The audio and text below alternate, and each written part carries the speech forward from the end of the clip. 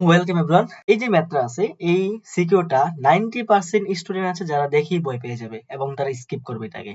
কিন্তু আমি তোমাদেরকে বলছি, তুমি যদি এই ক্লাসটা বা এই সলভটা দেখো আজকে, তাহলে এই ধরনের ম্যাথগুলোতে তুমি আর কোনোদিন আটকাবে না, কোনোদিনও তুমি আটকাবে না। তো তোমাকে যেটা করতে হবে, তুমি জাস্ট একটু মনোযোগ সহকারে স্কিপ না করে ভিডিওটা দেখো, তাহলে দেখবে এই ধরনের প্রবলেম গুলো নেক্সট থেকে তোমার আর কোনোদিনও ভুল হবে না এবং তুমি ভয়ও পাবা না। আর এই যে প্রশ্নটা, এই প্রশ্নটা এসেছিল হচ্ছে 2025 সালের চট্টগ্রাম বোর্ডের মধ্যে। তো চলো আমরা হচ্ছে এখন সলভ করব। তার আগে বলে নিই, তোমরা যারা এখন আমাদের চ্যানেলটাকে সাবস্ক্রাইব করো নাই, অবশ্যই করে দিবা এবং অবশ্যই তোমাদের ফ্রেন্ডসদেরকে হচ্ছে শেয়ার করে দিবা, তোদের তারাও যেন শিখতে পারে। তো চলো আমরা হচ্ছে প্রশ্ন দেখি কি বলছে এখানে।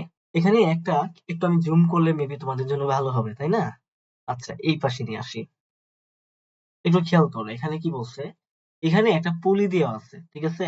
একটা এ বস্তু দেওয়া আছে যার বড় হচ্ছে 16 কেজি এবং বি বস্তু যার বড় হচ্ছে 1.5 কেজি। আর এই যে এটাকে একটা রশ্মির মাধ্যমে এই ডিবিতে হচ্ছে কি করছে, মানে বেঁধে রাখছে। এখন বলো বেঁধে রাখলে কি হবে? এটা মানে একদম স্থির থাকবে। মানে এমনি তো নর্মালি কি, যেদিকে হচ্ছে ভারী বস্তু আছে সেদিকে পড়ে যাওয়ার কথা ছিল, তাই না? এদিকে তো হালকা বস্তু, সো এটা এভাবে হচ্ছে এভাবে হচ্ছে পড়ে যাওয়ার কথা ছিল, কিন্তু সে পড়বে না যেহেতু ডিবিতে বেঁধে রাখছে, তাই না? ওকে, ঠিক আছে। এখন আমাদের গতে বলছে কি, দ্বিবাদন থাকা অবস্থায় এ বস্তুর বিভব শক্তি বের করতে বলছে। মানে ধরো বাঁধা অবস্থায় আছে, এখন এ বস্তুর বিভব শক্তি বের করতে বলছে, তাইলে এটা ইজি একটা ম্যাথ, তুমি জানো, ঠিক আছে?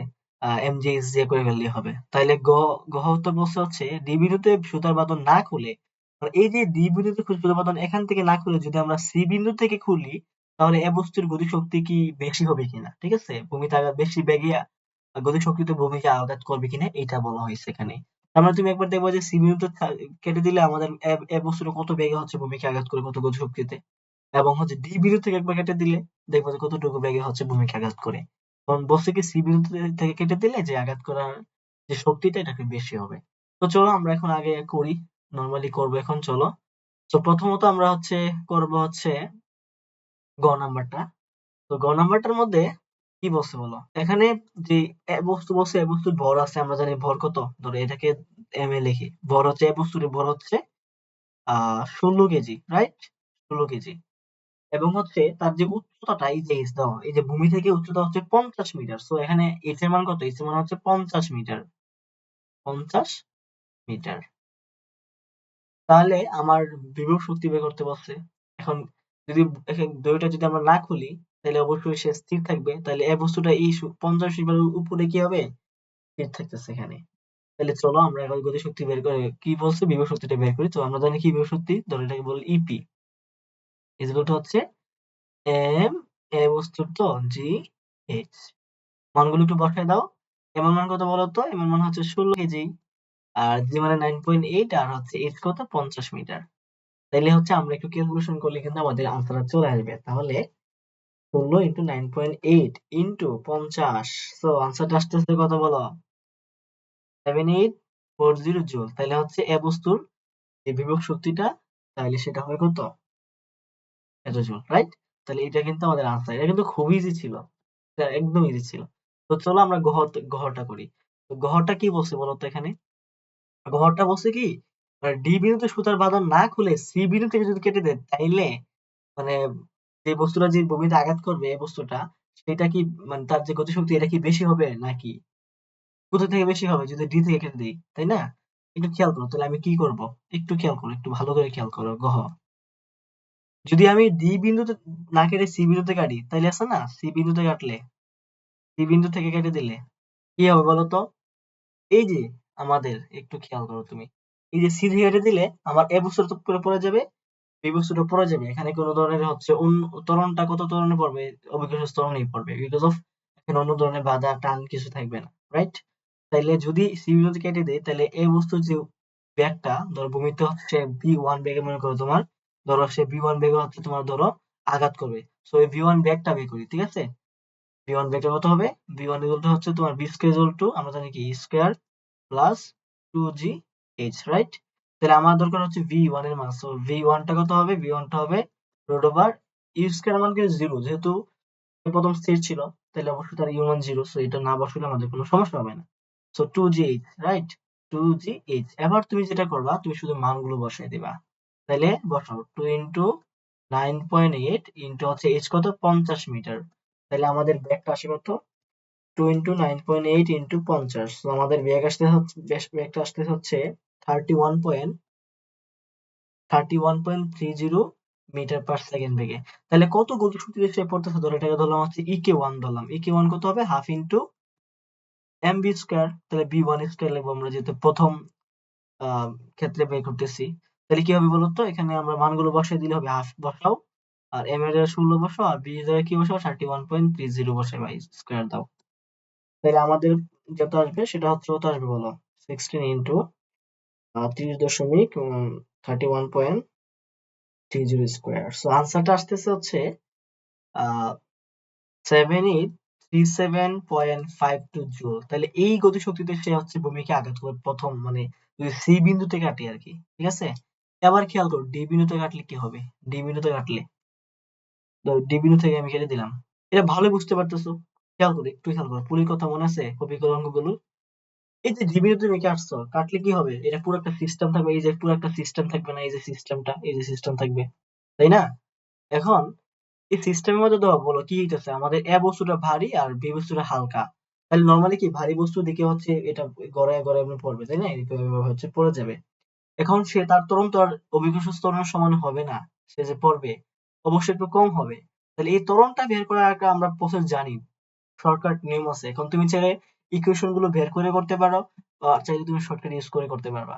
তো আমি মনে করি কি, যে তুমি এত বড় ইকুয়েশন বের করতে তোমার অনেক টাইম লাগবে, তুমি যদি একটু শর্টকাটটা জানো তাইলে তোমার জন্য ইজি হয়ে যায়। যদি এই চিত্র থাকে, যদি একটা ভারী বস্তু একদিকে থাকে, একটা হালকা বস্তু একদিকে থাকে, তাহলে তোমার ত্বরণটা বের করাটা একদম ইজি। সেটা হচ্ছে কি, প্রতিবেদন দেখালাম না তোমাদেরকে, আমি ত্বরণটা বের করে দেখা দিই। তো এটা হচ্ছে কি, প্রথমে আমাদেরকে যেটা করতে হবে, বস্তু দুইটার যোগফলটা নিচে রাখতে হবে। তাহলে এম এ যোগ এম বি, মানে এম বস্তুর ভর এবং এ বস্তুর ভরের যোগফলটা নিচে লিখবা, এবং উপরে যে কাজটা করবা সেটা হচ্ছে কি, যেই ভরটা বেশি সেটা থেকে কম ভরটা বিয়োগ করে দিবা। তাহলে এখানে অবশ্যই এম এ বড়, মানে এ বস্তুর ভরটা বড়, তাহলে হচ্ছে M A minus M B লিখবা। তারপরে সবটাকে কি করবা জানো, কি দ্বারা গুণ করবা। তাইলে আবার তুমি মানগুলো বসাই দাও, বসায় ক্যালকুলেশন করো, তাহলে যে ত্বরণটা আসবে এই ত্বরণে সে পড়বে। আসলে এই সিস্টেমটা সবটাই এই ত্বরণে হচ্ছে পড়বে, ঠিক আছে। তো আমরা চলো আমরা একটু মানটা বের করি। তাহলে এম এর মান কত 16 কেজি, মাইনাস বি হচ্ছে 1 এম বি হচ্ছে 1.5 কেজি। সো 16 যোগ 1.5 ইন্টু 9.8। সো আমাদের যে ত্বরণটা আসবে সেটা হচ্ছে 8.12 মিটার পার সেকেন্ড। তাইলে এই ত্বরণে সে পড়বে, তাহলে আমাদের কি, ধরো এই ত্বরণে যে পড়বে এই বস্তুটা, তাহলে এই বস্তুটা তোমার ভূমিতে কত বেগে আঘাত করবে সেটা বের করতে হবে আমাকে। তো নরমালি তো জিরো ছিল, আদি বেগ, তাই না, স্থির ছিল। এখন ডি থেকে কাটছি, তাহলে হচ্ছে আবার একটা ত্বরণে পড়তেছে, এই ত্বরণটা হচ্ছে কি এই ত্বরণে পড়তেছে। তাহলে বি কত হবে বলতো। তো বি বের করবো হচ্ছে এই সেম ভাবে, হচ্ছে ভিজিবলটা হচ্ছে কি, এটাকে বি টু ধরি তাহলে ভালো হয়, রোড ওভার 2gh। তাহলে এখানে জি না, এখানে জি এর জায়গায় শুধু এ বসানো, সরি, এখানে তো এ বসবা, ঠিক আছে। সে তো আর অবিশ্বস্ত ত্বরণে পড়তেছে না, মানে ওই 9.8 মিটার পার সেকেন্ড স্কয়ার ত্বরণে পড়বে না, সে পড়বে 8.12। সো এখানে ত্বরণটা বসাবে ইন্টু 8। তাহলে মানগুলো বসাও, রুট ওভার 2 ইন্টু 8.12 ইন্টু হচ্ছে 50। তাইলে আমাদের এখান থেকে হচ্ছে আমাদের শক্তি না, এখান থেকে আমাদের ব্যাকটা চলে আসবে, রুট 2 ইন্টু 8.12 ইন্টু এইচ হচ্ছে 50। সো আমাদের যেই মানটা আসবে এটা হচ্ছে 28 পয়েন্ট তোমার 49 মিটার পার সেকেন্ড। তাহলে এত বেগে সে হচ্ছে ভূমিকে আঘাত করবে। তাহলে হচ্ছে আমাদের গতিশক্তিটা বের করে দিই। তাহলে ধরো গতিশক্তি হচ্ছে, আমি ধরি ek2, ঠিক আছে। তাহলে half into M A into কি ভি টু স্কোয়ার, এখানে এম এ বস্তুর তো এজন্য।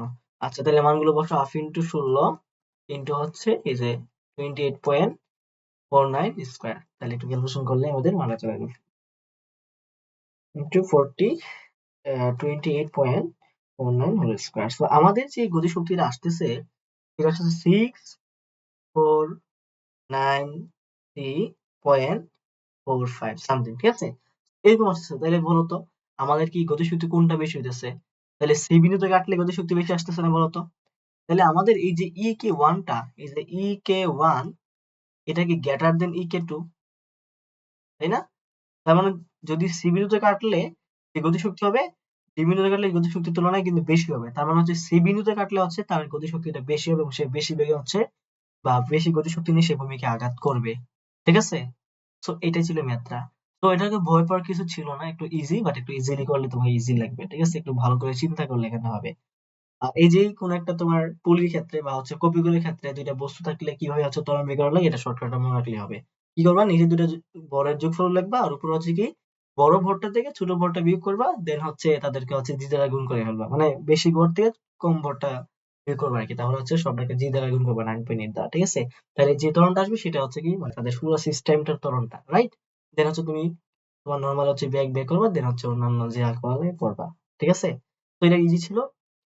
তো যাই হোক, ঠিক আছে, তোমাদের সবাইকে অসংখ্য ধন্যবাদ আজকে আমার সাথে ক্লাস করার জন্য। আর অবশ্যই নেক্সট ক্লাসে তোমাদের সাথে আবার দেখা হচ্ছে। সবাই সুস্থ থাকো, ভালো থাকো। Good bye.